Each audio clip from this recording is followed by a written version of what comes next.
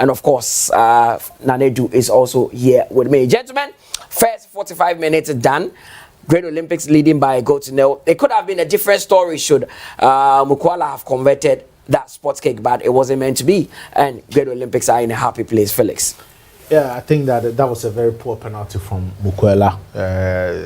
You look at his pedigree and where he is now. I don't think that there was a lot of power and placement on that particular penalty. And that for me, could have given a Kotoko a different dimension if he had scored. But Great Olympics, I think, have created a better chances than Kumasi Asante Kotoko. They know what is at stake for them in this particular game. They know very well that they need to at least pick up the maximum point if they want to stand a chance of getting, a survivor in the Ghana Premier League. And especially if you look at how results are going elsewhere at the games that are being played. So for Great Olympics, I think that they will be happy. They've seen a lot of the ball possessively. They've had the ball. They've created better chances, and I think that they deserve to be in the lead in this opening 45 minutes. Now, what do you make of the first half? Kotoko could have taken the leader through that penalty kick that was awarded to them, but Mukwala makes then Olympics capitalize on that free kick to take the lead. I think Kotoko started well, but Olympics ended well. When you look at the Kotoko team, a lot of chances have come in their way. The Mukwala penalty, one cross bad in the second round, but scoring from that angle, Mukwala didn't meet target, and I think it was a poor kick from the Ugandan striker. I don't know the reason why, but normally he does it well for Asante Kotoko. He's a very good goal scorer. He can score from those angles, especially from that spot kick, but today it was a bad day for Mukwala. Felix, in as much as we can say it was a poor kick from Stevie Mukwala, we would also have to look at the league and even Frederick Asari himself, but good goalkeeping. I think the kick should have been retaken, because if you watch the replay again, the goalkeeper had moved both feet, not even just one, both of them off the line. Look at where he was before Mukwala even kicked the ball. He had moved off the line, and I'm very disappointed because I don't know what the linesman, I don't know if the producer can take it a little back. I don't know if the linesman was watching Mukwala or the goalkeeper. His eye should rather be on the line on the goalkeeper. Yeah. And that is very, very bad. And we've seen similar situations and circumstances in the Ghana Premier League when it comes to penalties. But Felix, mostly it's very difficult. That is wrong. But that is not the case. Yeah. Benjamin Asari was way off his line, and that penalty should have been retaken. The referee Vomawo did not see that. His linesman in this instance did not help him. That is the first assistant linesman. That is Nate Richard. He should have seen.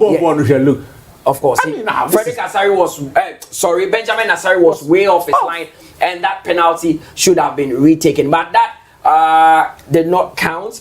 And if Benjamin Asari saved that penalty kick, at that point, you can see that Great Olympics grew in confidence again, and they went on to score that important goal, which could prove very, very pivotal for them at the end of the game. It was a free kick that was sent in, and Oko Gripman, I think it was a free head kick taken by Matthew Agama, but then poor defending from Kotoko, because no one picked up the Oko Gripman, who is very good in the air. I was a bit surprised to see that.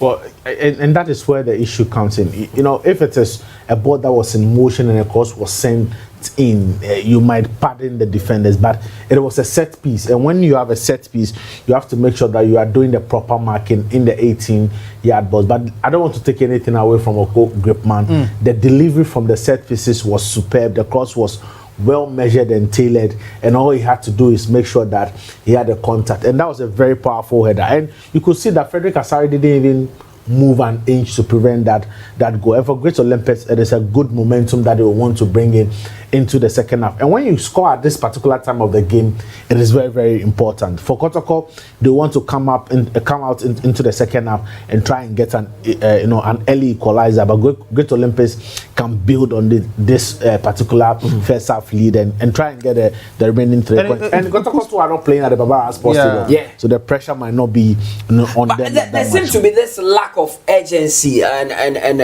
I don't know how to put it, but there seems to be this lack of urgency, lack of desire in the play of Asante Kotoko, because they play with a lot of fire. I saw them against Hartlepool, and that is the problem. They can't keep that consistency that they played against one. Do you think the Olympics can hold on? Yeah, they should be able to hold on. They played better. They've held on to the ball. They've possessed the ball better. They've created better chances than Kotoko in the opening 45 minutes of the game. And they have something to hold on to, which is the 1-0 win. And knowing very well the position they find themselves in, they have to make sure that they protect that particular lead. If for nothing at all, they should come back to Accra with this particular point, because their next game is a derby game, the Manchester derby against Asante, and they want to go into that game knowing very well that they've beaten Kumasi Asante Kotoko. But it will be a very tall order, because I will see Kotoko improve.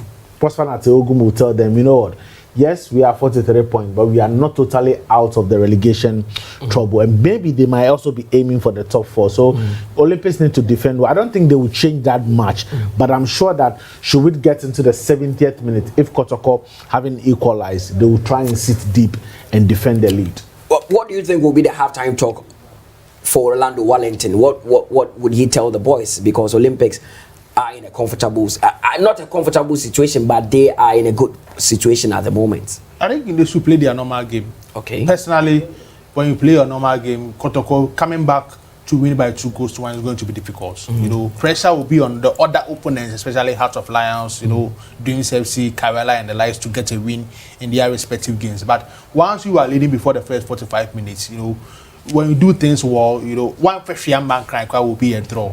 But when you look at the situation like that, it looks like Eric Zeze is a little bit missing in the game. Maybe in the second half, the coach will introduce Bernard Sumwa, so that Bernard Sumwa moves to the left side and Baba Yaya comes behind the main, you know, center forward. That could work things for Asante Kotoko. So I think Eric Zeze is a little bit quiet in the first 45 minutes I've seen. Okay, so the second 45 minutes, it's about to start the Dr. Kwame Chase Sports Complex. There you see Asante Kotoko players in some form of discussion there. I'm sure they are talking about the fact that they need to start on with some intensity and get the equalizer so that they could even go on and win the game. For Great Olympics, I'm sure they are also offering prayers, and Glasson Awako is having a mini meeting with them, telling the boys, calm down, calm down, calm down. We need 3 points in this game badly. So we are about to cross over to the Dr. Kwame Chase Sports Complex for the second half. Great Olympics are leading Asante Kotoko by a 1-0.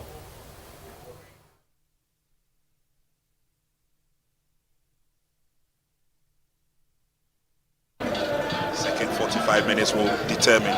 Here's the hero of the first half, Raymond Boko Gripman. And Frederick Asare will say his prayers as he gets into